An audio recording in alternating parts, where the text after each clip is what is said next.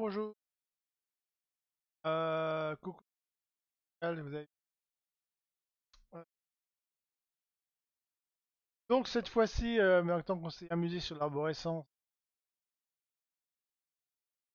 préparation. Alors je devais faire les textes. Il y a aucun... Il y a un mage à l'écran. Ah, exactement. J'ai mis mon chapeau pointu, j'aurais dû. Exact. Ouais, donc je disais, je voulais faire les débuts et fins de paragraphe de chaque truc. Je l'ai pas fait finalement parce que comme à l'écriture c'est sorti tout seul, j'ai fait toute l'intro et les 7 premières sections. Là, elles sont déjà. Et comme généralement c'est arrivé dans les zones, oui, je m'attends juste à que le système. Donc, comment je vais faire ça? Ce que je vais peut-être vous expliquer, peut-être prendre un peu de temps, raconter l'historique de ce système de jeu pour commencer. Donc, ça fait quelques années déjà, il y avait eu un moment à trade sur RV1 sur le système de jeu. On se posait la question de savoir comment faire un système de jeu avec des pistolets laser ou des ça, parce que MDF ou le solitaire, ça marche bien pour du CAC, quoi. C'est assaut défense, donc c'est simultané. DF, c'est assaut chaque côté, mais c'est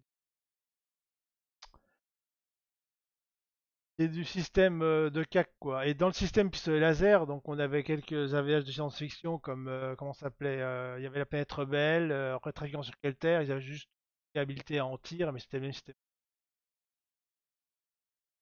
Et en fait, dans l'histoire, on se pose la question, bah, ce problème, c'est que un tir au pistolet laser, c'est quand même létal, donc en fait, finalement, un combat au laser, c'est pas évident à simuler parce que bah, tu prends le laser, t'es mort, quoi.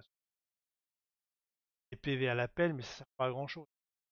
D'avoir le même système que le même système qu'un loup solitaire ou qu'un défi fantastique. Pour le coup, moi je me suis posé la question, je me disais effectivement comment est-ce qu'on pourrait faire.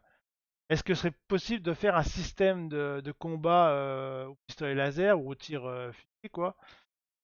C'est-à-dire créer un système qui soit létal, tue le joueur, donc en gros combat t'es mort, super, mais qui ne soit pas létal. Donc réfléchir à un système de combat qui fait le contraire de ce qu'il est censé faire, ça relève souvent de la psychiatrie, techniquement parlant, si on commence à s'y intéresser vraiment. Ce qui fait qu'au final, j'ai quand même réfléchi à savoir comment est-ce qu'on pourrait faire, sachant que le système de jauge a une espèce de PV, bon ben à part si on triche et par exemple 3-4 PV au lieu d'en mettre 20, un tir ou deux tirs et puis t'es mort, c'est bien, mais c'est pas grand chose parce qu'à part s'injecter, ça faisait pas sens. Et la fréquence et tout, les systèmes de combat laser, c'est quelque chose d'assez année, hein. Donc en fait, dans mon esprit, il n'y avait plus de système d'assaut, ça devait être des trucs simultanés peut-être à la SS, à la LS, à la solitaire. Un système qui peut être trop complexe pour une aventure. Alors oui, au début, en fait, je vais vous raconter tout, je vais faire tout l'historique que j'ai fait parce que ça fait quoi une quinzaine d'années. Et moi, j'ai commencé à réfléchir à des trucs, j'ai fait des choses très complexes, mais en fait, je suis arrivé à force de dégraisser le mammouth, je suis arrivé à quelque chose au final qui est peut-être pas trop mal. Qui demandait de tester, donc c'est pour ça que je fais la VH là pendant les IAS, justement, ça me permet de tester ce système de jeu et voir le rendu des gens, si ça les intéresse.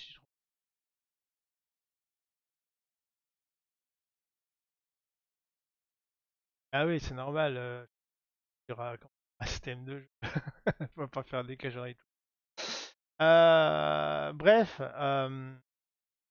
donc à un moment donné, je me suis dit, bon, vu que les PV ça marche pas, mais qu'on est plus sur un système peut-être assez simultané, peut-être que des niveaux de santé, ça pourrait marcher. On a ça dans. Alors, par contre, je ne crois pas qu'il y en ait. Mais je sais que dans Legend of the Firing, la légende des 5 anneaux, c'est un jeu de rôle médiéval japonais samouraï. On a des niveaux on avait des niveaux de santé. C'était bien, on était fatigué, blessé. Après, ça descendait. On était blessé, coma, mort. Donc j'avais commencé à réfléchir là-dessus en me disant ouais est-ce que ça pourrait être ça, mais le problème c'est que de ce genre de système là c'est que ça descend vite. Vous descendez d'un niveau vous avez un malus, vous descendez de deux niveaux vous avez deux malus, trois malus, donc à un moment donné à un moment donné, le système de jeu, il vous dit quoi? Il vous dit qu'en fait, dès que vous commencez à blesser, vous pouvez plus vous rétablir. Et on revenait encore sur le même système que la jauge. C'est-à-dire qu'en fait, vu que le combat allait de plus en plus violent pour le joueur et tuer tout facilement le joueur ou le mettait dans des conditions où il était très difficile de s'en sortir, ça revenait encore à injecter des points de vie ou aider le joueur pendant le combat. Donc c'est là que je me suis dit que finalement la mécanique devait se passer pendant le combat. Et c'est là que j'ai commencé à réfléchir à comment je peux faire pour le combat. Alors j'avais gardé ce système de santé en mettant des points de vie, ce qui revenait à faire une jauge à PV, mais ce qui revenait à faire une jauge à PV, mais bon stratifié quoi. C'est-à-dire en fait, vous prenez 5-6 PV, le septième vous baissez d'un, vous avez un petit malus, à baisser 5 PV, machin. On pouvait faire 10, 5, 15 PV aussi, on pouvait mettre les barres différentes. Et à ce niveau-là, ça pouvait commencer à faire quelque chose. Mais ça rendait le jeu peut-être un peu trop facile parce que d'un autre côté, si vous dites bon bah je peux faire 2-3 combats sans descendre d'un niveau ou aller, ça rendait un peu les combats en pantoufle et on perdait cet aspect mortel quoi. Le truc c'est en fait de stresser le joueur. Donc mauvaise piste. Et je crois que ma première réflexion s'est arrêtée là et après c'est tombé dans les limbes et depuis pendant quelques années. Et je se trouve qu'à un moment donné, on remettait. Je crois qu'il y a eu un mini-yas où j'ai voulu participer. Et j'avais commencé à me dire, tiens, je ferais une aventure SF qui marcherait bien. Et j'étais ressorti mon vieux système de pistolet laser. Comme un mini-yas, c'était une aventure courte, ça permettait d'avoir un système assez rapide. Donc je réfléchis. Et là, je sais plus l'idée, si j'ai croisé un commentaire ou si ça ma tête. J'ai repensé à un système de localisation. Donc ça, c'est ce qu'on avait dans. Comment que ça s'appelle? Ah, j'ai dit que je regarderai avant de streamer. Les messagers du temps. C'est les messagers du temps, ouais. Un messager du temps, on a un système de localisation avec des personnages et des zones. Et donc, quand vous subissez une attaque, vous êtes blessé au bras, à la jambe, à l'avant-bras, etc. Et là aussi, on peut commencer à choper des malus.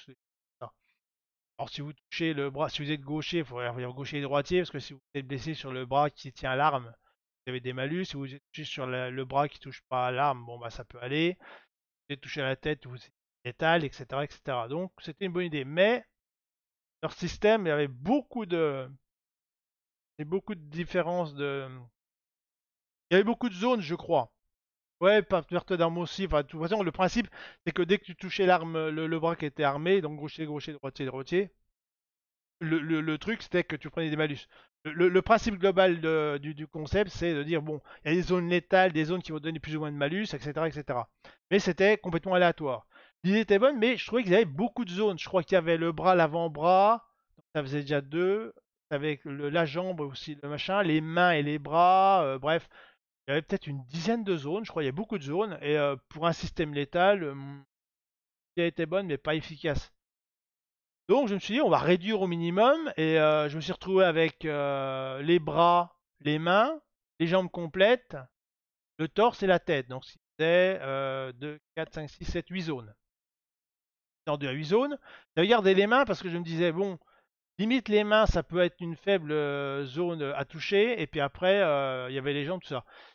Et je continue de réfléchir et je me dis que sur ce coup-là, ça pourrait être sympa si on avait une armure. Parce que évidemment, si tu te fais toucher au bras, rayon laser plus bras égale bras désintégré. Continuer l'aventure avec un bras en moins, ça va. Mais on est sur du livre-jeu, on est sur du texte. Donc si à un moment donné, un combat te fait une blessure à une jambe et que tu es en train de claudiquer ou de faire du cloche-pied, je peux plus écrire après n'importe quel combat, vous, vous mettez à courir parce que. Etc. Donc ça limite complètement le texte quoi. Alors sinon, il faut que j'aille des paragraphes si à chaque fois il manquait un bras, etc. Donc ça marchait pas opti, mais c'était une idée pas mal. Donc en fait, j'ai fini par me dire bon bah laser des intégrations. Donc si on se fait toucher le corps, des intégrations, on tue le joueur. Donc, ça revient à dire ben écoutez, voilà, que vous avez un bras en moins, une jambe en moins, la tête en moins ou le torse en moins, c'est game over.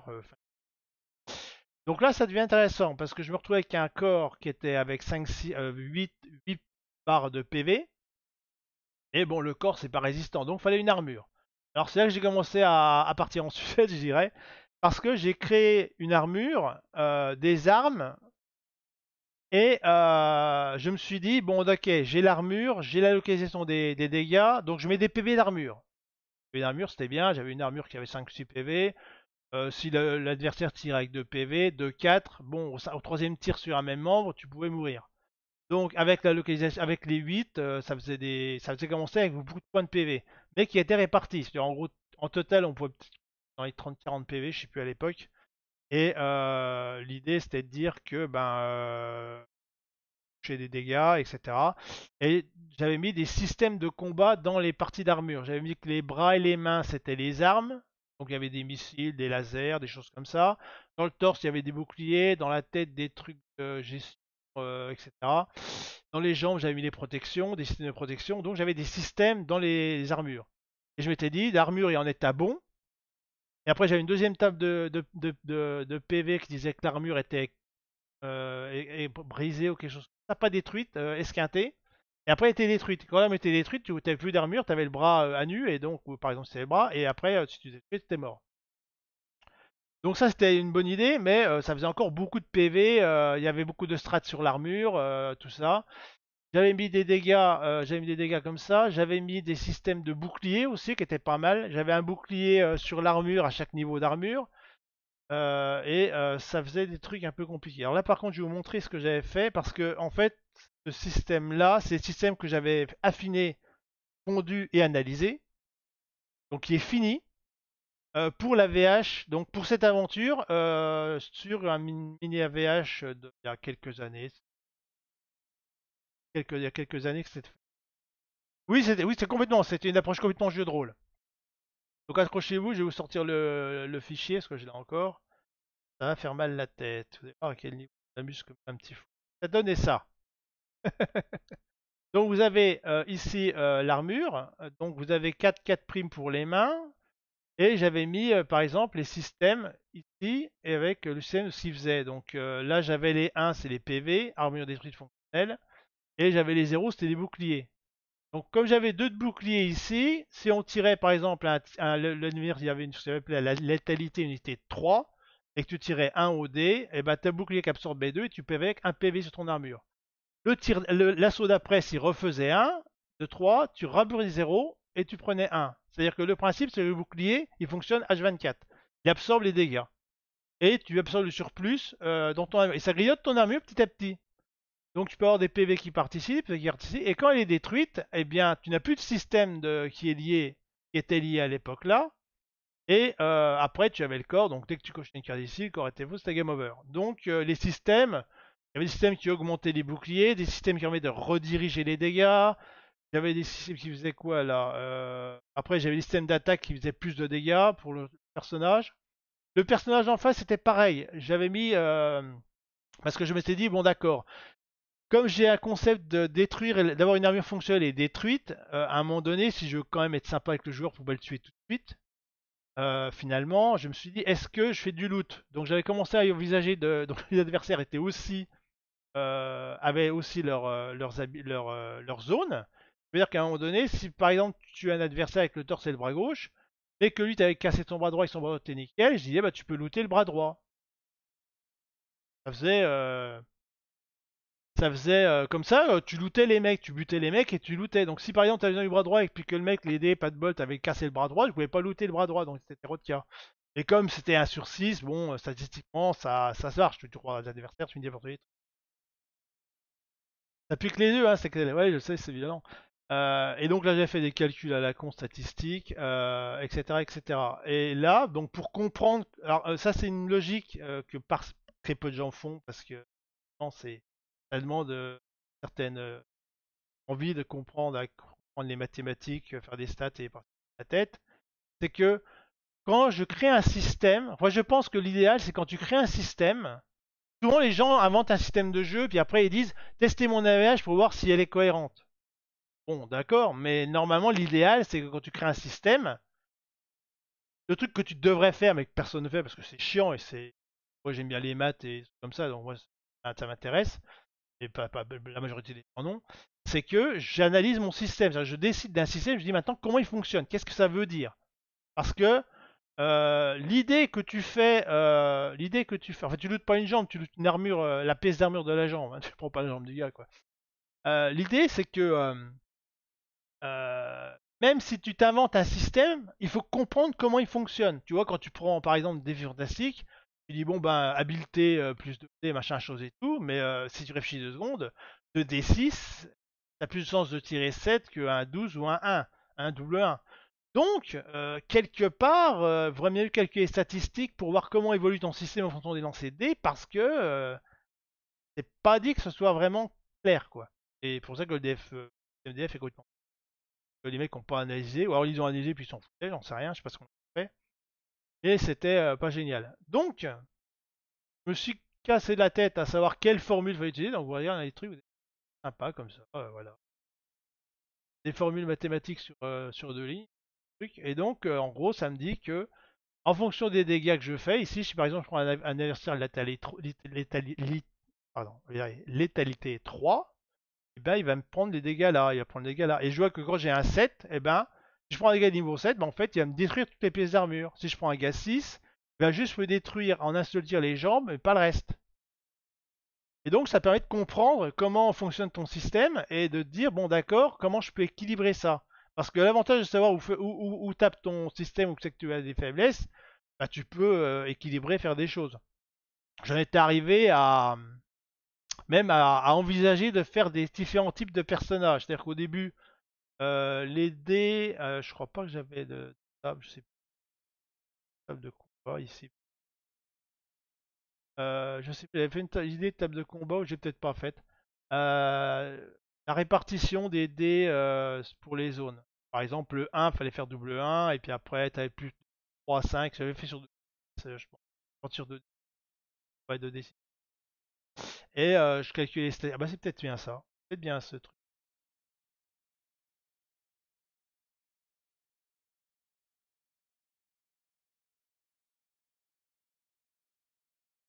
2 à 12, c'est... Ah oui, c'est ça, voilà, bah, si j'avais fait. Pas fou, moi. Donc 1d6, ouais, j'ai fait en plus le comparatif entre 2d6 et 1d12. Bon.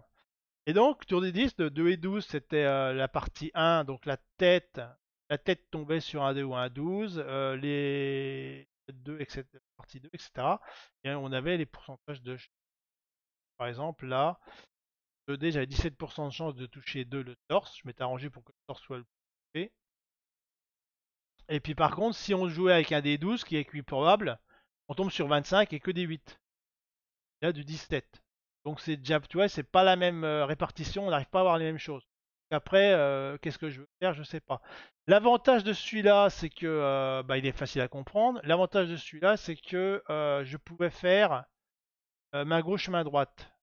Les mains, non, les mains, ouais, j'avais mis moins sur les mains et plus sur les bras parce que les mains étaient plus petites, donc ça prend plus les mains. Donc j'avais mis qu'un seul chiffre pour les mains, et un chiffre qui avait une sortie assez grande, le 5.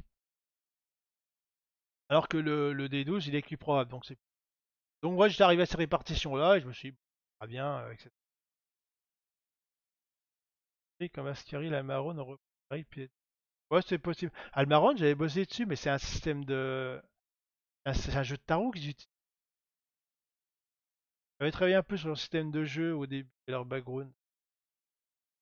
Travaillé avec eux un peu, on a travaillé dessus. On avait expliqué les règles, on avait donné une façon de rédiger leurs règles. J'utilisais un système de tarot, je crois, je peux regarder.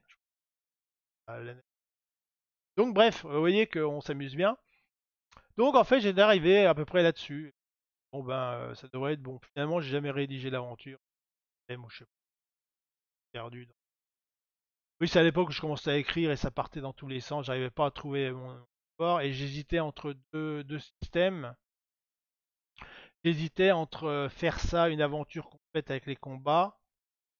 Ouais, c'était un jeu de tarot, c'est ça, ouais. Et j'hésitais entre faire l'aventure plus petite et avoir une quinzaine de sessions de combats semi-scénarisés. Il y avait aussi cette idée-là que j'ai gardée aussi en tête pour cette année, parce que cette année, je me suis encore dit, simplifier le système, est-ce que je fais un système combat ou est-ce que je fais un système de combat à chaque paragraphe avec des identités ou est-ce que je fais un truc semi-scénarisé, ça aurait pu être simple. Il y avait ça dans quel Défiance sur l'océan, je crois. Ouais, Défiance sur l'océan, il y a un cyclope à la fin avec un combat semi-scénarisé qui est pas trop mal. Ouais. Bref, donc je m'étais arrêté là-dessus, etc. Et donc quand je me suis monté le bouchon à faire la série donc de 1000, qui est la série SF, que le projet qui est en cours de décès actuellement, il va reprendre, mais justement c'est pour ça que je cache. J'avais retravaillé dessus et j'étais tombé sur un truc comme ça. C'était beaucoup plus simple. C'est-à-dire que ce coup-ci j'avais du blindage, de l'armure, j'avais mon bouclier. Mais plus simple dans le sens où en fait j'avais laissé tomber les systèmes liés aux armes. Ah non, j'avais gardé. Le personnage, j'avais gardé encore. À un moment, je l'ai enlevé dans ma tête, mais peut-être pas que j'ai pas travaillé dessus. Mais j'avais encore. Non, j'avais enlevé, hein. Non, non, oui, garde les armes gauche, droite, gardées. Et là, les systèmes sont plus reliés aux. Ouais, les systèmes qui sont plus. Mais en fait, j'avais gardé, j'avais fait un mix. Ouais, d'accord. Les systèmes sont plus reliés aux pièces d'armure, ce qui veut dire que ça handicape moins le joueur quand il perd une armure. Le problème, c'est que looter les armures sur les mecs quand tu les butes, c'est bien, mais leur système informatique, c'est pas les mêmes que nous. Ouais, c'était compliqué, c'était le bordel, et donc, évidemment, en termes de jouabilité, c'était moins gestion, c'était moins clair pour moi, même à l'équilibrage et à la création. Et un système, plus vous créez un système complexe, plus vous avez de paramètres à gérer. Alors autant c'est bien d'avoir plein de paramètres, parce que ça permet de créer plein d'objets différents. Autant par contre des interactions, le cumul des paramètres pour optimiser les choses, etc., etc., ça peut commencer à poser des problèmes. Donc je m'étais arrêté là-dessus, j'avais commencé comme ça, et donc le problème que j'ai eu, c'est que la programmation de ce truc-là dans Twin, j'ai pété un câble parce qu'en fait ça marchait pas. Pour la simple bonne raison que comme j'ai plein de paramètres, donc j'ai créé plein de trucs. Salut Draxelen, ça va? Ça va, ça va. Et ce que j'avais fait, j'avais commencé à faire, je me quelqu'un a créé, j'avais créé ça. Ça, c'est tous les objets qu'on pouvait looter. Les équipements d'armure, vous avez les équipements de blindage, après vous avez les roquettes et les systèmes de munitions, les systèmes d'attaque, les systèmes de défense, les systèmes support. Et donc tout ça, c'était quincaillerie, donc il y avait... et en fait, c'est le problème, c'est quand on crée la table de données de ce truc-là, ça a été, autant la gestion dans la macro de combat dans Twin, c'est impossible. C'est impossible parce qu'en fait, il y a des systèmes qui sont avant, après, et même je sais pas où chercher les données. C'est très compliqué pour moi et en fait, j'ai laissé tomber. En fait, j'ai pété un câble, j'ai lâché le truc. La deuxième partie folie d'aventure. Et au final, je me suis dit que mon système est bien. Je pense qu'il est pas trop mal. Ah bon, comme ça, encore, il est encore pas trop mal pour une aventure sur PDF. C'est le joueur qui va gérer ça. Quoique ça demande quand même un peu holistique, ça demande beaucoup de jus de cerveau et de temps. C'est là où il faut un peu jongler entre un système peut-être intéressant et complexe et la pénibilité de son utilisation et de sa gestion. Parce que toi, comme tu crées ton système de ton côté, tu dis bon, bah, c'est facile, faut faire ça, tu sais où tu vas. Mais en fait, où tu comprends où ça va commencer à tiquer au niveau des joueurs, c'est quand tu gères quand tu commences à expliquer les règles.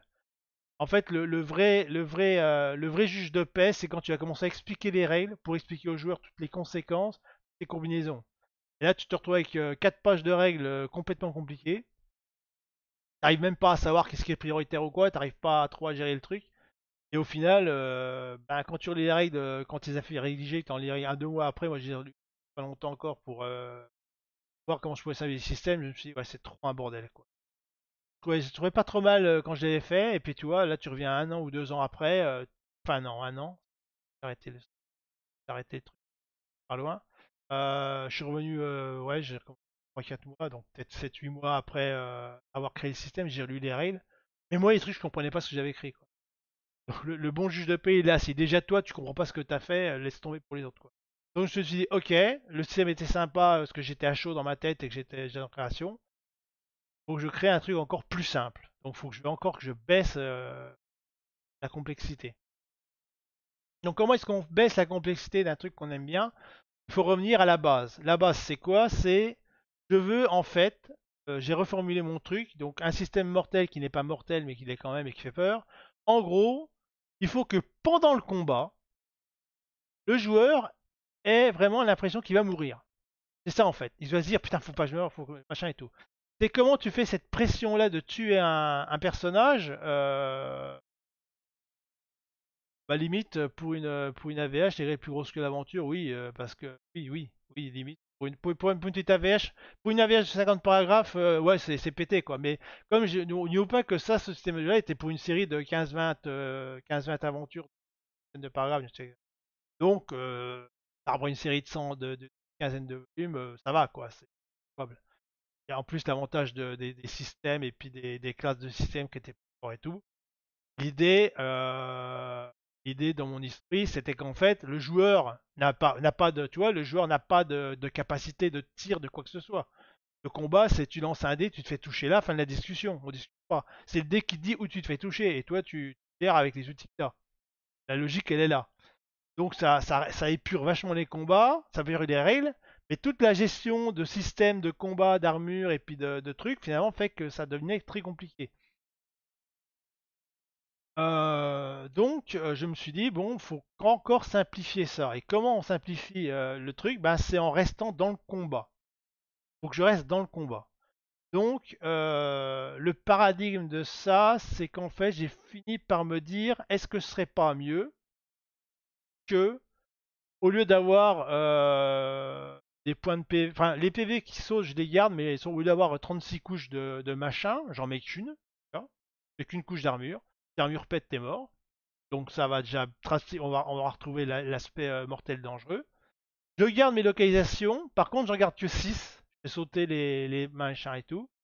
Alors si localisation des 6, c'est pas du bol ça Madame Michu, c'est un truc sympa. Donc la conséquence de ça déjà, c'est que si je passe de mon CMD2 à CMD6, ça veut dire que je dis qu'en gros que c'est plus probable. Tu as autant de chances de te prendre un tir sur la tête qu'une jambe que le torse.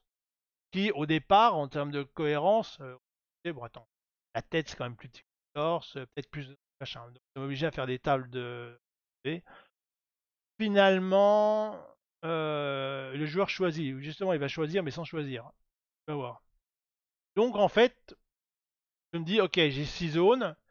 C'est plus probable, ça augmente la variance et puis le truc. De toute façon, que tu te tires à la tête, de toute façon, quelle que soit la partie du corps qui est touchée, t'es mort. Donc, de facto, la tête a autant de valeur que les jambes et le torse. Donc, à la rigueur, faire une répartition sert à rien.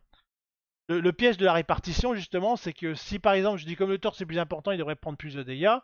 Le coup, les dégâts vont se focaliser sur le torse et tu as plus de chances de mourir par le torse que par ailleurs, et c'est tout.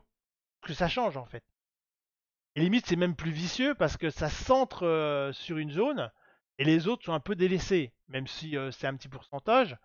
Donc, finalement, un système flat, c'est plus chaotique, ça va vraiment dans tous les sens et ça renforce un peu l'aspect de peur. Donc, en termes de mécanique, un peu faire flipper les joueurs, il sait que ça va tirer n'importe où et qu'ils perdent le torse, la tête ou les bras, de toute façon, il y a autant de chances d'être touchés, ça peut se jouer.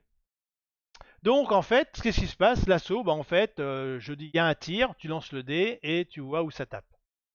Et donc, ensuite, au niveau des systèmes, j'ai réépuré tous les systèmes. L'adversaire, avant, il avait des zones d'occasion, il n'y en a plus. Dans la série, dans la série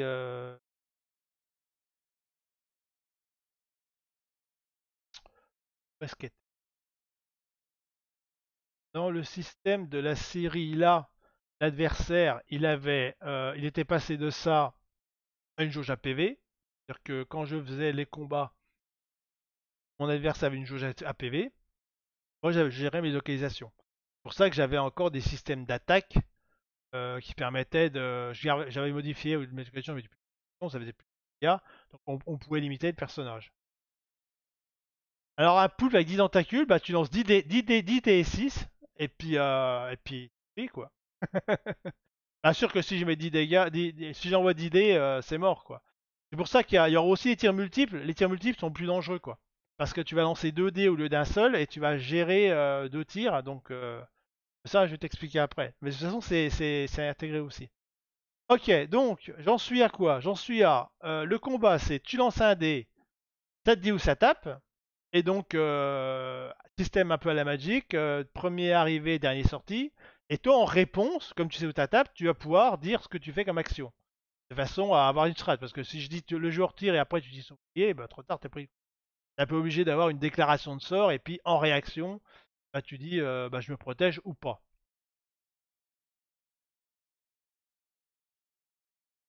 Pas de la salade pour le souper. Donc au final, j'en arrive à un truc. Là, attention, ça va être beaucoup plus simple. J'en suis pour l'instant rendu là-dedans.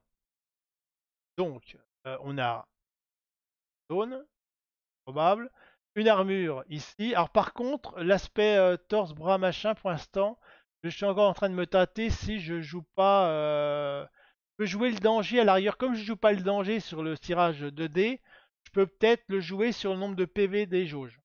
C'est-à-dire moins une PV ici. Par exemple là, le torse, j'en ai mis beaucoup parce que c'est la zone la plus grosse. En montant pour les bras parce qu'ils sont fins et mobiles, donc à l'arrière, en zone apparente, un truc fin qui bouge avec plus de zones, tu vois, bon, comme les tirs sont un peu instantanés, à l'arrière ça peut être la même chose. Puis comme la tête et les jambes sont plus statiques, et souvent quand tu tires, tu peux utiliser les jambes, mais c'est moins. La tête et les jambes sont un peu plus à l'extrême, tu vois, par rapport à un corps quand tu tires. À moins d'avoir un sniper, normalement, bon, j'ai encore pas réfléchi, mais j'en suis à 27 PV et j'en suis là. Et donc, ce qui va se passer, c'est que en fait, j'ai créé 5 systèmes.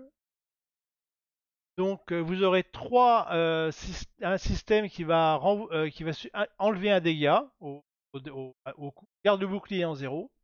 Vous avez 3 fois, vous récupérez un dégât. 3 fois, vous pouvez dévier le dégât. Par exemple, si j'ai plus qu'un PV ici et plein ailleurs, je me le prendre et de mourir, bah, je le dévie.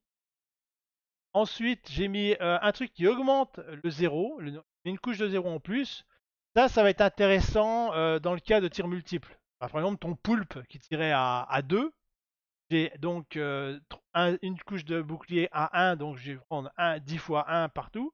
Et si j'utilise mon égide à 0, ben 2 moins 2, 0, je prends 0. Là par contre, comme c'est un peu pété, j'en mets qu'un. Le brouilleur qui annule une salve, donc une salve c'est une salve de X6 année, parce qu'en fait, ce que j'appelle les assauts, ce qu'on appelle les assauts, les tours de combat, je les appelais les salves moi. C'est plus dans le thème. Vous avez les cires consécutifs, c'est quand vous avez un mec qui vous canarde. La létalité, donc c'est le taux de dégâts. La base c'est 2, les aviateurs plus dangereux, les personnages dangereux pourront monter à 3. Je pense pas que je vais mettre 4 parce que c'est temps, donc ça va être 3 à mon avis.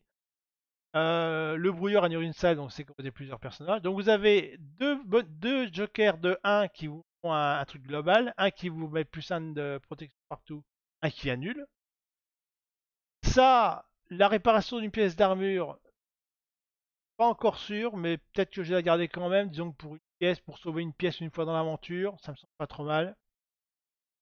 Je vais voir parce que le problème c'est que autant ça c'est les systèmes informatiques et je suis en train de réfléchir et peut-être que je peux être sympa et c'est là mon équilibrage il va jouer beaucoup. Est-ce que comme c'est des systèmes énergétiques, je les remets pas à chaque combat? Là je te donne que 3 pour l'aventure, t'es mort au bout. Et peut-être que justement l'idée c'est d'avoir les systèmes. Donc c'est pour ça que lui m'embête NanoKit parce que c'est un objet quoi. C'est-à-dire que quand il est à 0, je peux pas le remettre à 1. Donc ça, j'envisage peut-être de faire, peut-être de le mettre en loot quelque part dans l'aventure, à un endroit. Donc je passe à côté. Et plus je réfléchis, plus je pense dessus parce que lui il m'embête parce qu'il n'est pas de la même dire que les autres. Et dans ce cas-là, ça veut dire que mon équilibrage, ça va être de savoir comment je fais. Je grignote ces trucs-là par combat. Combien je grignote par combat, sachant que le joueur peut utiliser ces systèmes-là à chaque combat. En gros, tu as 3, 3, 6, tu as 8 jokers face au tir. Donc un assaut, si je fais un combat de 8 assauts, limite tu vas être obligé de bouffer tous tes jokers, mais comme là, il y en a qui fait moyen et des redirections et tout, ça peut être intéressant de mixer entre les attaques multiples. Combien de temps prend un combat? Justement, comme je suis dans l'équilibrage, j'en sais foutrement rien. Mais de toute façon, vu qu'un assaut c'est un lancer de dés, donc soit un dé s'il n'y a qu'un tir ou s'il y a 2-3 trucs, bah tiens, il y a 3 personnes qui tirent simultanément, c'est tout. La résolution elle est uniquement ça. Le combat c'est juste tu te prends des tirs.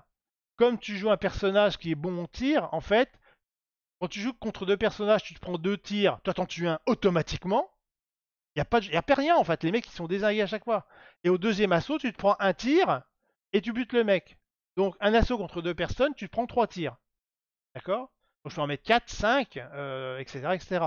Mais je pense que je vais scénariser. Voilà, les jeux. Oui, je pense que les jokers, je vais je vais résoudre le truc en les donnant à chaque combat. Donc tu as 3, 3, 6, 8. Ce qui veut dire qu'en fait, le but d'un combat, moi, mon équilibrage dans le combat, c'est de grignoter des petits points de temps en temps un peu partout. Il faut que je m'arrange pour être sûr que je grignote tu vois, des points.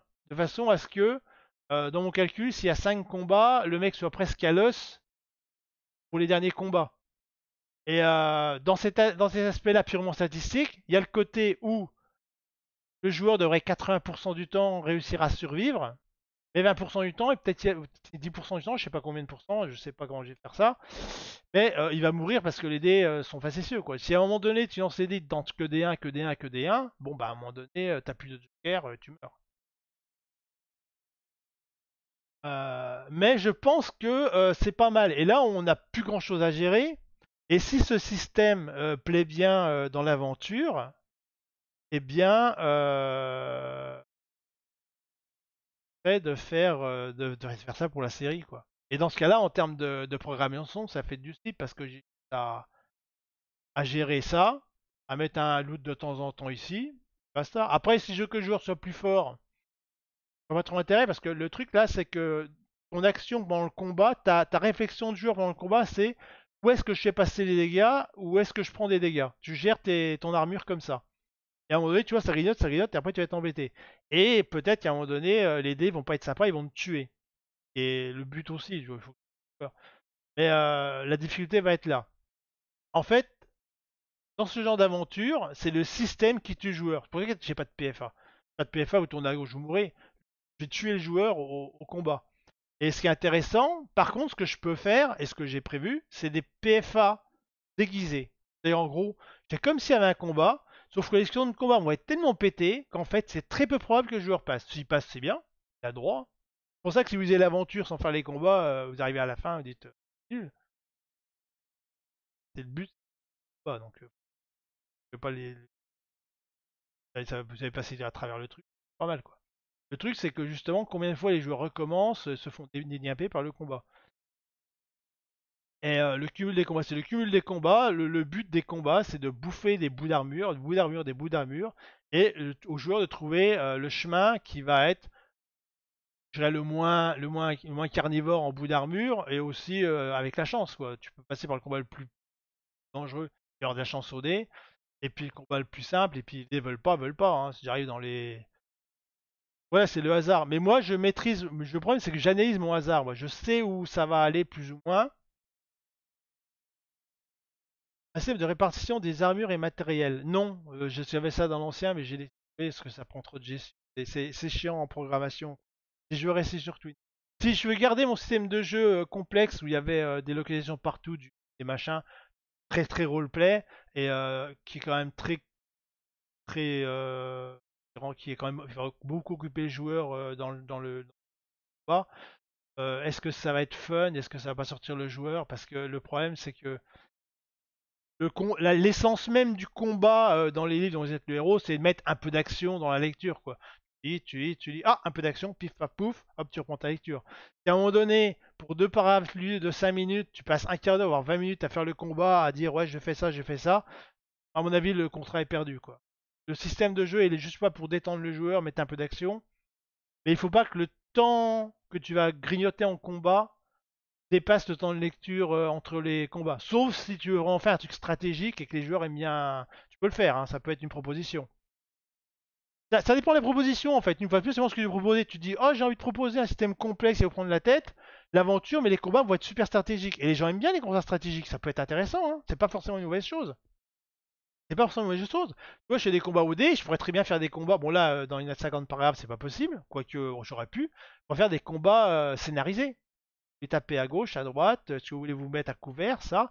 Tu peux réfléchir à une boucle de gameplay combat stratégique. Et dès que tu rencontres un mec, rendez-vous à la section combat, à tel paragraphe. Donc si tu gères bien ta boucle de combat, tu peux même faire des entrées multiples. Si le joueur surprend les adversaires, tu le mets faire entrer dans un paragraphe où il est à couvert. Si il se fait surprendre, bah, tu le fais rentrer dans le combat par un paragraphe où il s'en prend un max. Et après, il fait ses choix, etc. etc. avec une belle boucle de combat semi-scénarisé, des dégâts et des choses comme ça, tu peux faire des trucs vraiment stratégiques et super sympas. Tu vois. Alors que le combat qu'il y avait avec le Cyclope dans Défi d'Argent sur l'océan, lui était complètement déterministe. J'avais fait l'arborescence de ce truc-là. Il y a vraiment un chemin où tu prends zéro dégâts, quoi. Il y a un chemin, tu prends zéro dégâts, le match, tu le no hit, quoi. Le speedrun no hit sans problème, hein. La structure existe. Donc le mec a fait son truc consciencieusement. Le seul truc que je voulais analyser, que j'ai jamais eu le temps de faire, c'est savoir si les dégâts et les endroits où tu te faisais battre, c'était cohérent par rapport aux zones du personnage. Par exemple, si tu essayais de taper la tête, tu perdais tout le temps. Si tu perdais la jambe, tu gagnais tout le temps. Je ne sais pas s'il y avait une logique là-dedans, j'avais pas eu le temps de regarder. Je vais faire ça, j'ai jamais fait. Parce que j'avais un doute aussi, peut-être que c'était lié aussi à la situation. Des fois, le mec, tu le mets à terre, donc tu avais des situations de combat où trois choix, tu prenais 2 dégâts. Trois choix ou quatre choix, tu prenais. Tu avais des endroits où il y avait plus de dégâts, d'autres plus de. Tu en mettais plus, tu en prenais plus. Des fois, ils étaient flat neutres. Les premiers étaient neutres, tu prenais 0 ou ils prenaient, etc. Donc, ça dépend comment tu écris ton truc. Et j'ai pas été analysé jusque-là. Ouais, en fait, dès que j'ai vu qu'il y avait le chemin 100% Noïd, je me suis dit, d'accord, ok, il a fait comme ça. Et finalement, j'ai pas réfléchi parce que ça peut être intéressant dans le jeu. Tu te dis, bon, à chaque fois que je tape la jambe, je fais un coup de masse.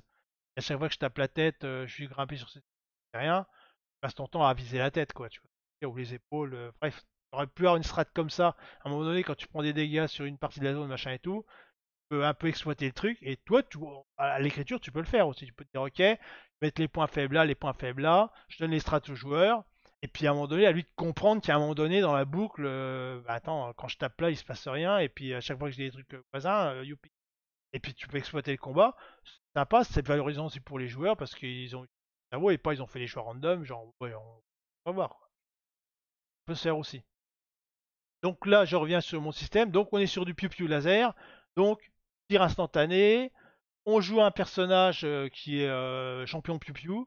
Donc en gros, le truc, les combats, c'est vous prenez des dégâts, je sais pas où, vous avez des outils pour gérer cette réception de dégâts, et vous en échange, vous butez les mecs H24. Donc de toute façon, il n'y a pas de problème quoi. Je veux dire que je peux le mettre le gars en face de 15 mecs. Ah non, c'est les 15 tirs en même temps, c'est pas génial quoi, parce que si j'en tire 15, j'en tue 14, machin et tout, tu vois, tu es débile. Mais des combats contre des escouades de 2-3 personnages, machin et tout, ça peut être sympa. J'aurais pu faire des variantes, mais là j'aurais pas la place. Ou peut-être, je sais pas, je ne pas ni rédiger. J'ai la structure, mais j'ai pas rédigé les combats. Je sais où ils sont dans l'arborescence, mais j'ai pas rédigé. Mais peut-être qu'à un moment donné, je changerai les trucs. Je dirais tiens, les stages arrivent sur votre gauche, j'arrive d'une zone, et puis finalement, quand vous lancez le dé, si vous faites 1, 2, c'est la tête, 3, 4, je pourrais localiser, je pourrais te faire une petite zone un peu méchante comme ça. Je pourrais, tu vois, je pourrais aussi faire des choses comme ça pour rendre les combats peut-être pas tous aussi inintéressants entre guillemets, peut-être motiver le joueur à utiliser ses bonus parce que si par exemple le personnage là c'est un sniper, vous faites le coup directement dans la tête, tu vas utiliser le bonus tout de suite dans la tête, tu vas dire je vais buter le sniper en premier parce que et puis je prends les tirs des autres, tu vois, tu peux faire des choses comme ça. Et je suis en train de réfléchir justement quand j'aurai peaufiné et fini ce truc là, ce qui à mon avis est la version 90% finie. Et bien après j'ai juste à exploiter la chose et voilà. Là, tu vois, j'ai mis une table, j'ai analysé des choses aussi qui sont intéressantes. Quand tu fais deux attaques, tu as 17% de faire un double. Quand tu fais trois attaques, tu as 36% de faire un double. Quatre attaques, tu as 76% de faire un double. Ce qui veut dire que déjà, dans la structure, même si au départ, à chaque assaut, tu as une chance sur 6 de faire toucher un endroit, ce que les stats te disent, c'est que, attention, plus tu vas augmenter les dégâts, plus tu as de chances de prendre des doublés ou des triplés. Donc, si de combat en combat ça grignote un peu partout, dans un combat ça va grignoter surtout à certaines zones. C'est-à-dire que t'as pas de bol, il y a une zone qui va être plus touchée que les autres. Et ça va jouer sur ces bonus-là qui sont des bonus locaux. Fait -1 celui qui redirige. Et ceux-là c'est pour les AOE. Donc j'en mets que 2 pour les AOE parce que c'est un peu pété. Ça à mon avis ça va être un objet, pas un système que ça va être. Et en fonction de ça, et comme il se régénère à chaque combat, bon ben voilà quoi. Réfléchir comme ça. C'est-à-dire qu'avec la situation, je peux dire aux joueurs, là à mon avis à ta page, je commencerai à utiliser déjà cela et après cela. Mais le joueur peut dire le contraire, parce que ça dépend comment il est dans quel état. Si tu arrives dans un combat où il y a quatre mecs qui tirent, il y a deux mecs qui tirent dessus, mais que tu as deux zones qui sont à 1 PV machin, tu auras tendance à utiliser effectivement tes AOE pour tuer les mecs et en avoir plus qu'un autre truc. Si tu arrives tout fringant, t'as même pas mal, tu te prends un dégât sur chaque machin, vite tu te dis, ben, j'encaisse les dégâts, je tue le mec et puis je garde mes systèmes plus tard. Ouais, c'est long. Mais ça peut être sympa, quoi. Donc ça veut dire qu'en fait, les joueurs, le travail du joueur, ça va être d'esquiver les coups et de gérer ses dégâts. Donc ça, en logique de système de qui va te tuer et qui te tue pas, ça me semble pas mal. Ça met la pression au joueur, puisque le dé va dire ah non, pas le 1, sinon je meurs. Et un, il meurt, tant pis, parce qu'il a tué ses bonus et tout. C'est à moi de gérer le truc, de le faire qu'il soit pas non plus pas dangereux, quoi. Tu vois, j'ai quand même 8 bonus. J'utilise un bonus par assaut. Donc si je mets un seul combat où une mec qui tire 2 fois et après c'est fini, y a rien, quoi. Les assauts, les combats doivent être assez conséquents, quoi. C'est pour ça que si à un moment donné je trouve que 7, 8, 10 lancers de dés c'est peut-être un peu trop long ou trop chiant, peut-être que je peux en mettre que 2 de chaque et puis réduire. C'est la question qui a été posée tout à l'heure sur la durée du combat. Mais globalement, un combat, ça va être là de ce que je vois. Si par exemple il y a des joueurs simples, des choses comme ça peut être 4, 5, 6 lancers de dés. Pas 8. 2 à 4, ouais, 2 à 4, ça peut être vite. Mais tu vois, dans un truc. Alors, en fait, techniquement parlant, dans les combats, on dit tu vas tourner dans les 4-5 assauts en moyenne. Mais si tu fais des 4-5 assauts à des fantastiques, tu fais 8 assauts en fait. Parce que tu tapes pour toi et tu tapes pour le monstre. Là, tu lances qu'un seul dé, ou deux s'il y a plusieurs mecs qui tirent en même temps. Tu lances entre deux. Moi, je vais monter au-dessus de 3 de toute façon. Donc, pour l'aventure, monsieur 3d6. Et après, basta quoi. Ça va être vite réglé. Il tic, il coche les machins qu'il a pris, il coche les dégâts qu'il prend, et puis fin de combat, merci, au revoir madame, on passe au suivant quoi. Et plus il avance dans le jeu, plus il va rendre les dégâts et tout, plus il va se dire, oula, attends, le prochain combat, faut pas que je tombe sur des dégâts multiples, machin. Et moi, dans ma structure, qu'est-ce que je fais? Ben, je mets dans un chemin des combats multiples, dans un chemin des combats simples. Je veux dire qu'en fonction des replays, de la façon dont tu joues deux fois, voilà, il faudrait pas que j'aille dans la zone là parce que je sais que les mecs ils sont 4 à me tirer dessus. Là, il y a que 2 clampins et tout, ça va être plus facile à gérer. Je peux rediriger les dégâts, je peux garder mes 3 pièces d'armure qui sont en short, machin pour plus tard. Donc là aussi, je gère la structure de façon à donner de la visibilité aux joueurs, bon, pas par la première aventure, mais en fonction des replays, il va voir qu'il y a des coups de stratégie qui commencent à se donner, quoi. Donc c'est un peu entre le. Ça va caresser entre le livre-jeu et un peu l'OTP. Ça, je pense pas que ça va être un OTP parce que je peux pas maîtriser ce que les dés vont sortir, mais ça va être difficile, quoi. Un chemin peut être bon comme il peut être mauvais juste à cause des dés parce qu'à un moment donné tu sors les mauvais chiffres. Voilà, voilà. Et donc le seul retour qui m'intéresse, c'est de savoir est-ce qu'un système comme ça, c'est vraiment. Déjà, est-ce que moi, dans ma tête, je me dis ça doit être bien, machin et tout. Est-ce que les mecs vont dire non, on se fait chier pendant le combat, gérer les machins, c'est pas génial. Ils vont dire ah non, je ressens pas du tout la façon de mourir, j'ai trop de bonus. Si la façon de parce qu'il y a trop de bonus, ben, on divise les bonus par deux et on fait la sauce. Hein. Mais globalement, moi je pense que là je suis pas mal. En plus c'est une mini AVH donc ça se doit se dire vite. Donc le système est pas mal. Et en fonction de ce qu'on me dira et de ce que je vais de ce qui me sortira comme commentaire sur le système, parce que les commentaires sur l'aventure, ben aller chercher machin au fond à gauche, faire. La vie, on dire ça c'est pas de la littérature. Donc je pense pas qu'il y aura la grande joie. Moi ce qui m'intéresse c'est les trucs, les commentaires qui vont surtout m'intéresser. Alors si ce système est intéressant ou pas. Sachant que ce système est intéressant surtout de la façon dont je rédige les trucs. On va voir ce que pour consomption que j'avais écrit, c'était de l'enquête, donc c'était très pompeux, très verbeux, paragraphe de 4 km. Là, j'essaie de faire des paragraphes un peu plus petits. J'ai un peu de mal quand même parce que j'aime bien écrire, on va pas se mentir. Mais c'est des phrases courtes quoi. C'est assez punchy. J'ai deux trois idées de combat, de façon de faire les combats qui vont être différentes. Je réfléchis peut-être même à diluer les combats dans le paragraphe plutôt que de faire rencontrer machin, tirer pampan. Et peut-être dire, bah en fait, comme tu joues un personnage qui sait machin, il vous tire dessus, vous vous planquez, après vous tirez dessus, vous déplacez là, les mecs vous prennent à revers, vous prenez tout, machin et tout. Il y a 3 mecs qui arrivent nouveaux, tu vois. Un truc intègre, j'aime bien l'idée, j'en ai essayé un et ça marche pas trop mal. Un texte assez dynamique. Il va plutôt dire blablabla, taper José 4 fois, blablabla. C'est blablabla, on vous tire, il y a deux tirs sur votre tête, vous en tuez un, blablabla, vous tuez le deuxième, blablabla, il y en a trois qui déboulent, blablabla, vous prenez trois tirs, bref, ça.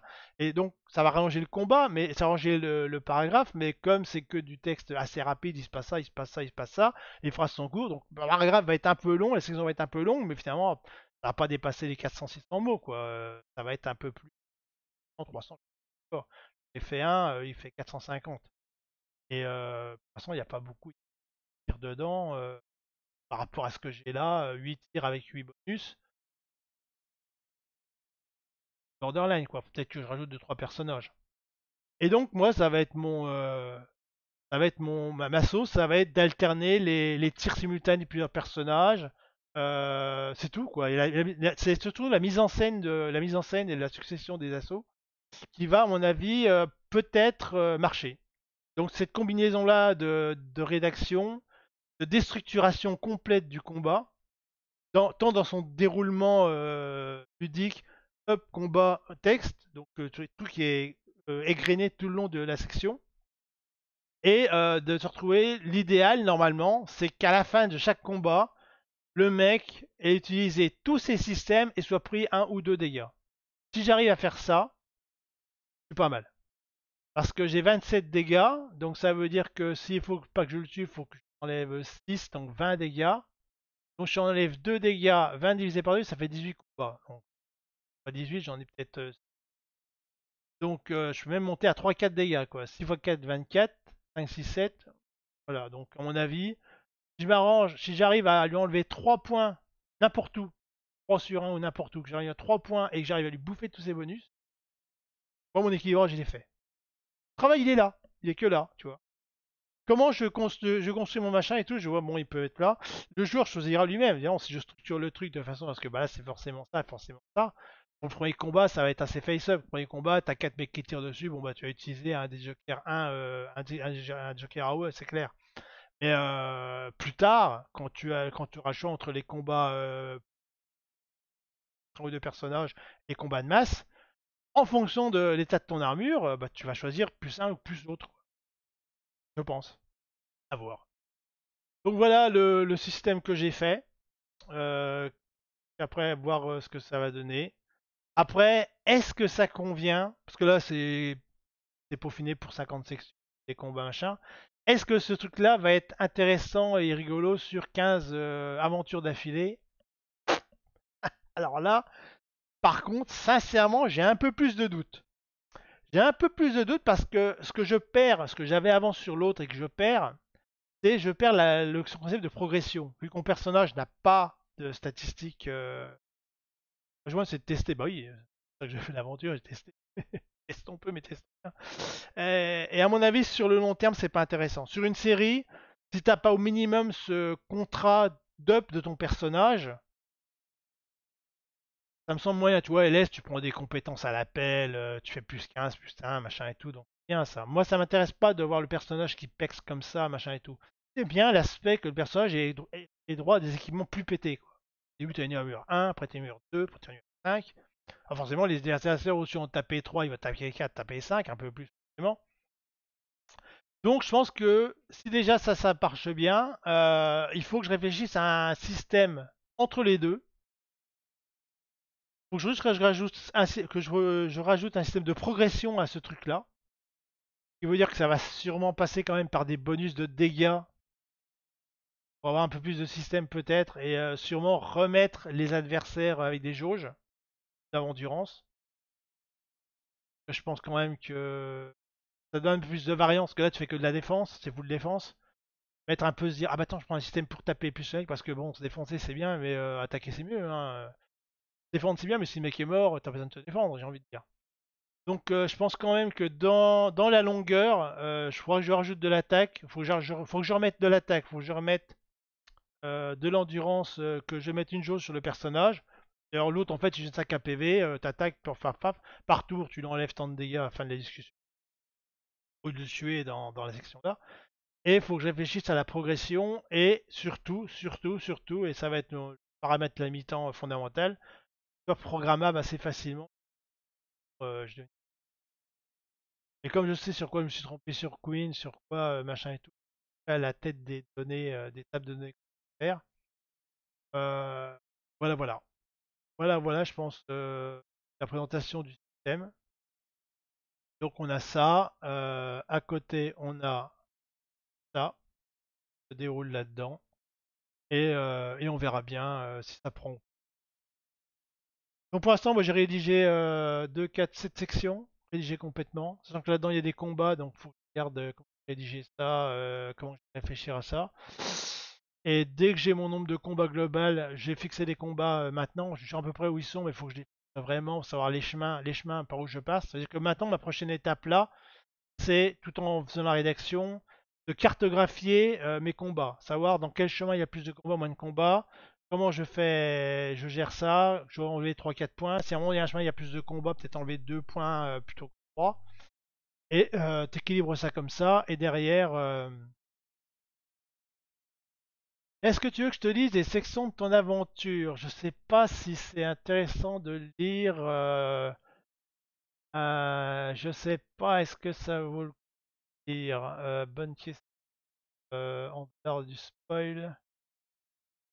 Ah, tiens, il y a un bot. Dans mon idée, je voulais garder un peu, un minimum, le premium. Pas. Après, si tu es vraiment intéressé de voir un peu de lecture, je pourrais vous lire on pourrait vous montrer un truc à l'arrière, quoi. Une sorte de résumé de quatrième de couve. Ah bah le quatrième de couve, il est déjà rédigé. Alors, le quatrième de couve est rédigé, l'intro est rédigé. L'intro fait 1000 mots. Les règles sont pas rédigées parce que le système n'est pas terminé. Euh, Bon, attends, est-ce que il est chiant. Attends. Qu'est-ce que j'ai en magasin? Après ça, voilà. Donc je rédige, ouais, j'utilise Screenaver, qui est un logiciel de rédaction de romans qui marche bien pour les AVH parce que en fait, il crée des chapitres comme ça et dedans, je peux créer des liens vers les chapitres. Par exemple, si je dis rendez-vous, tiens, par exemple, si je dis par exemple au 21, je clique droit, je fais lier au document, hop, 21, là, tac. Et quand je clique dessus, pouf, paragraphe 21. Et ce truc-là, ce programme-là, te compile ça dans tous les formats que tu veux. PDF, EPUB, même RTF. Malheureusement, j'étais obligé de faire du RTF parce que les règles, ben, enfin, je sais pas si j'arrive à exagérer. Il faudrait que je mette faut que je mette les ah, quatrième de couve. Le quatrième de couve, il est où? Ah ouais, mais non. Ok, bah, j'ai une meilleure idée. Je vais vous montrer la couverture que j'ai faite parce que la couverture que j'ai faite, eh bien, la couverture que j'ai faite pour ça, il y a le quatrième de couvre qui est 2 ans. Quatrième de couvre et en première de couvre parce que j'ai piqué un scan d'une bande dessinée et en fait il y avait un grand cadre où il piquait le texte et comme je suis une burne en dessin, ben je me suis dit, cadre-là, je le coupe, ça casse un peu l'image et donc eh ben on va faire ça. Attends, euh,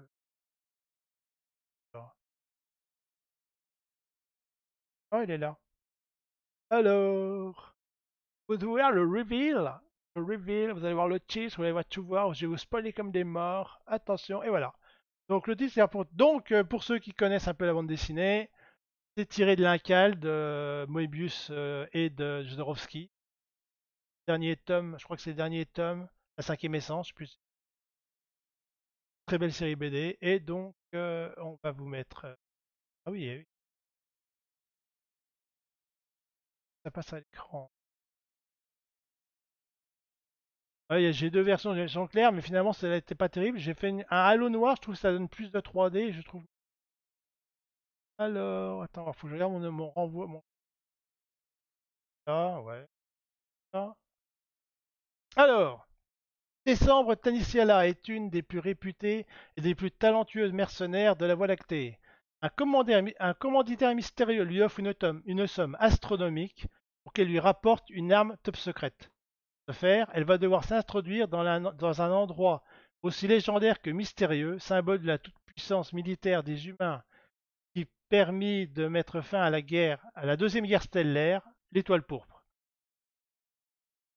Donc vous êtes Décembre Tassisléa. Vous avez un mois pour parfaire votre entraînement, donc ça c'est ce qui se passe dans l'introduction.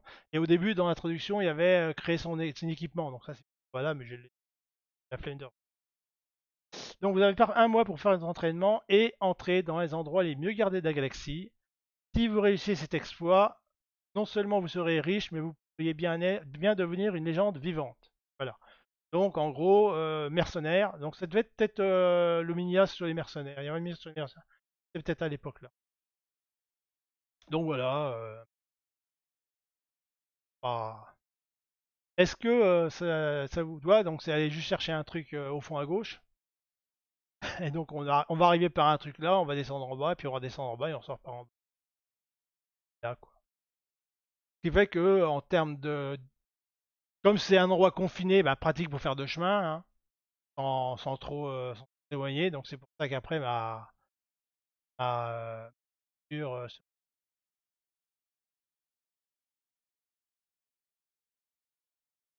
c'est pour ça que ma structure arrive à être. Ouais, je mis ma structure. C'est pour ça que j'arrive à une structure un peu comme ça, parce qu'en fait, voisine, on endroits différents. Donc en gros, là, pour se spoiler, en fait, j'ai les étages. Donc, on voit que la station est assez épaisse. Donc en fait, vous prenez l'étage du dessus, l'étage du dessous, vous pouvez changer l'étage en fonction des trucs. Et la rédaction est faite de façon à ce que, quel que soit le choix que vous fassiez, ça ne modifie pas trop le scénario pour les trucs après, parce que c'était pas mon souci de. C'est pas mon souci de. Bah, c'est vague, oui, c'est le principe d'un quatrième de couverture, hein. Bien sûr que c'est vague. Tu penses bien que le mec ne va pas tout te donner comme information, même dans l'introduction, il n'y a pas grand chose. Sérieux, Asteroid au secret. C'est mystérieux, c'est bien. Il est vieux. C'est le principe, hein, du quatrième de couvre. Hein, ah bah j'ai trop spoil maintenant. Bah, vous êtes marrant, vous. Je veux rien vous donner, je peux pas spoiler moins, quoi. C'est ce que je te dis, je sais pas, moi. Écoute, on arrête, c'est bon? Je couperai ça, je couperai ça au montage. Même en direct, on peut couper au montage. Donc bah, bref, voilà, ça va faire ça. Donc voilà, donc un cheminement assez basique, des plans, et puis on verra bien ce que ça fait, quoi. Alors c'est la fin. Ah bah non, à la fin, il y en a. Bah, à la fin, ils sont là. Il y en a, tu vois, c'est tout ce qui est noir, c'est des fins. Là, il y a des fins, il y a des doubles fins là parce qu'il y avait trop de sections libres. Je me suis dit bon bah on va rajouter un peu. Il y a un générique? Non, bah vas-y, fais-en un, toi. T'as du monde, t'as des gens qui écrivent des génériques, donc. Voilà, voilà, donc tout ce que j'ai à dire pour le moment, thème de jeu. Produit bon. Sur le coup, je sais pas ce que je vais faire au prochain stream parce qu'il n'y a plus grand chose à faire à part rédiger. Il y a beaucoup. Non. Ben, je sais pas. Parler avec un sujet. Voilà, voilà. Y a pas d'autre. Ben, oui, à l'arrière, quand j'aurai machiné ça à l'arrière. Mais ouais, oui, à l'arrière. C'est dur de faire une heure là-dessus, quoi. Ou 2 heures. On m'interrompt toutes les 5 minutes avec des blagues, mais pour l'instant, j'ai attelé à ça. Ça va être titrilé parce que comme demain, là, c'est la Golden Week. Hein, hein, j'ai terminé ça, peut-être rédiger les règles. Normalement, l'objectif, c'est que demain soir, les règles sont rédigées et puis ma cartographie est faite, hein. On fera un petit retour alors, et puis parce que je ferai réfléchir au content. Mais globalement, c'est vrai qu'avec deux, et puis la deadline pour l'EIA, c'est non, c'est loin, c'est 18 juin, on a encore un mois. Encore un mois, mais moi j'essaye de rédiger le truc pour que j'ai fini avant le 20, quoi. J'essaye Là, pour l'instant, en moyenne, je fais 2 sections par jour. Ça ferait 25 jours, c'est un peu ça. Donc les week-ends, il faut que j'en fasse au moins le double. J'en fais 5 et 5, 10, et puis 14 par semaine. 14, ça fait 3 semaines, quoi. 3, 21, vers le 20, quoi. J'essaie de bourrer pour le 20, quoi. De façon oui, des modifs, faire les relectures. Puis il va y avoir des conneries. Alors, des conneries, des trucs que je vais pas voir, et des trucs qui finalement marchent dans l'arborescence avec le texte ça va pas marcher, peut-être que je vais devoir réécrire des trucs en avance. C'est pour l'instant de rédiger chaque couche à la fois. Comme ça, dès qu'une couche est validée avec ce qui se passe avant et après, je dis bon, ça va, je suis pas trop mal. Donc là, j'arrive à la semaine, il va falloir que je fasse les 4 là. Ça va commencer à complexifier parce que les codes commencent à s'empiler, etc. Et puis après, etc., etc., quoi. Et donc, peut-être qu'avec un peu de chance, si je me sors les doigts, bah ouais, on pourra se faire un stream début. Parce que ce qui est bien aussi, c'est qu'on fasse le stream un peu en avance. Si tu veux toujours le faire, à nous, parce que comme ça, les gens verra. Moi, je verrai la lecture et tout. On peut voir peut-être qu'on verra des bêtises. Et moi, j'ai la tête dedans, donc le lire en boucle, pendant, comme je disais, hein, lire en boucle en 3 semaines, je passerai devant la Corée 6 fois.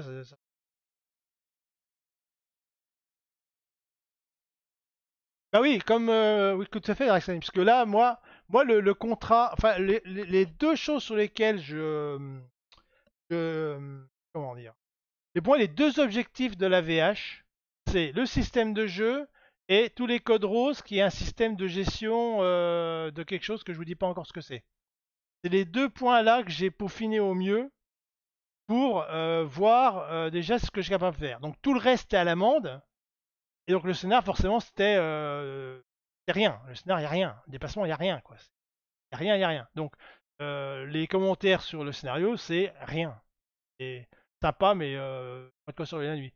Le drame, ce serait peut-être que justement, ce soit suffisamment pas intéressant pour que les gens finalement se disent, ouais, finalement, c'est fait, le machin. Peut-être que je vais me gourfrer, j'en sais rien. Mais de toute façon, ce qui m'intéresse, c'est les retours et puis voir ce qui va ressortir de ça, quoi. Parce que là, pour l'instant, vu de loin comme ça a l'air sympa. Tu vois, un truc que tu fais toi-même. Ouais, quand tu te prends la fessée, c'est moins drôle. Voilà, voilà.